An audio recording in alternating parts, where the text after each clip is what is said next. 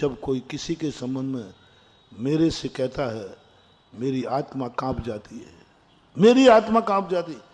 क्या आप लोग कह रहे हो उसका पैसा आएगा नहीं? हाँ साहब, नहीं आया, आएगा भी नहीं। अब मैं सोचता हूं कि इसका क्या होगा। आज ये करोड़ों की बोली लेने लायक है और लोग तो ये धारणा बनाए हुए हैं कल तो इसको ऐसी दृष्टि आएगी कि कटोरे में भीख मांगेगा लेकिन कोई भीख भी नहीं देगा। आगम से बोल रहा हूं, धनंजय चरित्र पढ़ लेना। भीख भी मांगेगा तो भीख नहीं देगा। कोई रुपया रखेगा वो आग का अंगारा बन जाएगा, क्योंकि लोगों ने धारणा बनी कि ये इसका पैसा आ ही नहीं सकता। फिर मैं अपनी पूरी ताकत लगा देता हूं, पूरी ताकत उसके लिए लगा देता हूं, अन्ना, क्योंकि उसका फल मुझे मालूम है। सवाल पैसे का नहीं है, मैं तुम्हारे पैसे इकट्ठे कराने वाला नहीं हूं, मैं उसको भिखारी बनाने से बचाने का प्रयास करता हूं कि नहीं, ऐसा नहीं करना।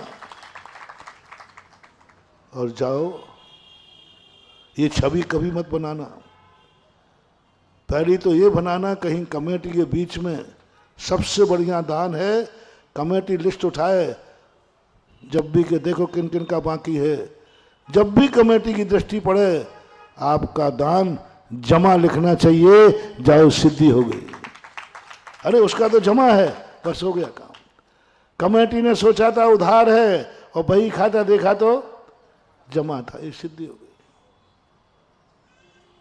और दूसरा ये धारणा बना लेना, कोई कितने ही दान बोले, लोग कहें अरे इतना बड़ा दान ये दे देगा। मेरे सामने हुआ एक स्थान की, बिना नाम लिए बताता। एक व्यक्ति में छत पे खड़ा था, नीचे सब्जी का मार्केट था। एक दादाजी 5 पैसे के कम कराने के लिए 10 ठेलों पर घूमे हैं टमाटर। मैं ऊपर से देख रहा हूँ, ठंड का समय था। मैंने देखो ये कूंजड़े बेचारे कछार ठंड में कांप रहे हैं और सेठ जी 5 रुपए के कारण से, 5 पैसे के कारण से इतने घूम रहे हैं।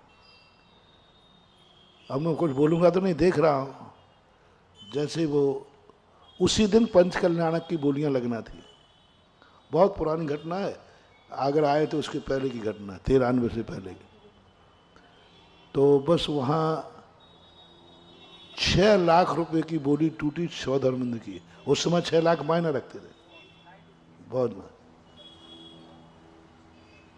मैंने देखा ये तो वही बुढ़ा है,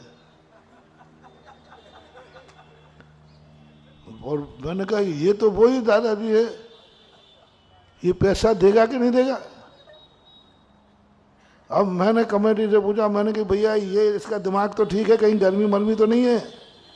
बोले महाराज जी आप कैसी बात कर रहे हैं, हमारा सेठ है। मैंने कहा सेठ है धीरे, तो मैंने कहा बोल के देता है कि नहीं। कमेटी कहते महाराज जी कैसी बात कर रहे हैं आप, आपको क्या हो गया। नहीं नहीं मैं पूछ रहा हूं। बोले महाराज जी ये वो सेठ है जो बोली बोलता है, बोली भी नहीं भी बोले, और जहां तक उसने बोली लगाई है वो भुना बोली का भी दान देता है।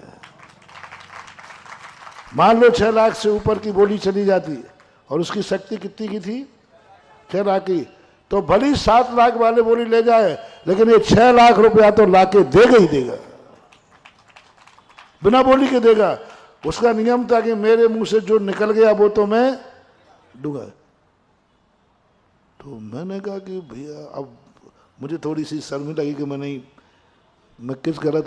तो मैंने सोचा कहीं ऐसा नहीं हो कि एक ही शकल के 2 व्यक्ति हों। तो मैं चुपचाप, मैंने कहा अच्छा कोई बात नहीं। ऐसे अरे महाराज इनका दान यानी बैंक में रिजर्व रखा हुआ है, हम तो इनसे दान देते हैं तो लेते नहीं हैं कि यहां रख के क्या करूंगा, सेठ जी के पास ठीक है, लेते नहीं। और दान को इतना आपके मन में ऐसा कैसे संदेह हुआ। मैं थोड़ा सा मन के, नहीं नहीं कोई बात नहीं, यूं यूं। पर हमें तो गुड़गुड़ कर रहा था। प्रवचन के बाद उन दादाजी को मैंने बुलाया, मैंने कि दादाजी आप सुबह सब्जी लेने गए थे क्या? हमने कहा शायद दूसरा हो। हाँ गए थे महाराज। तो मैंने कहा कि आप 3-4 ठेलों पे 10 ठेलों घूमे थे? बोले घूमे थे। क्यों? बोले वो 5 पैसा कम नहीं कर रहा था। तो मैंने कहा दादाजी उधर तुम 5 पैसे और यहाँ बोली ऐसे बढ़ा दी। आहा, क्या समझाया उन्होंने। महाराज जो 5 पैसा किस में जाता और ये किस में जा रहा है। यहाँ तो हम खजाना खोल दें तो कम है और वहाँ 1 रुपया।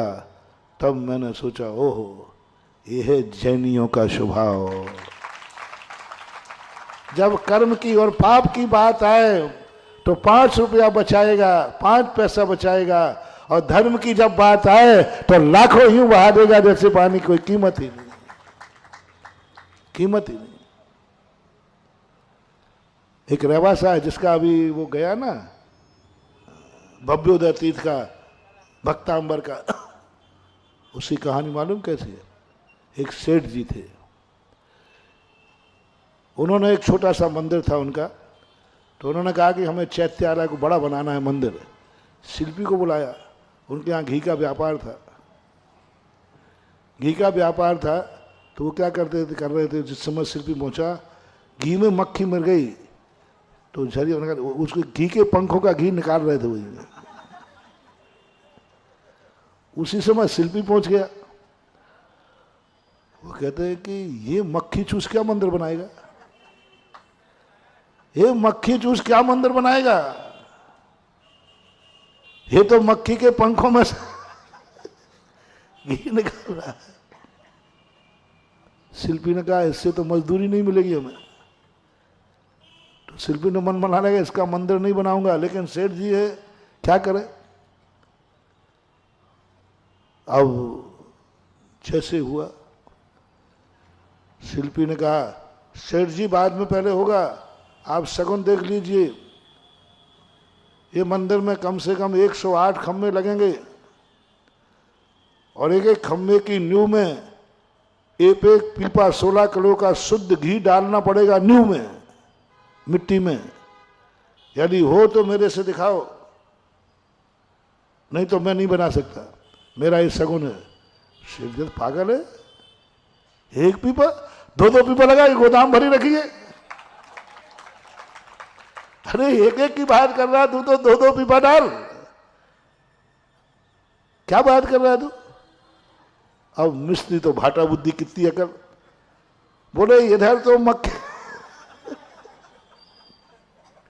और इधर कह रहा है एक एक नहीं।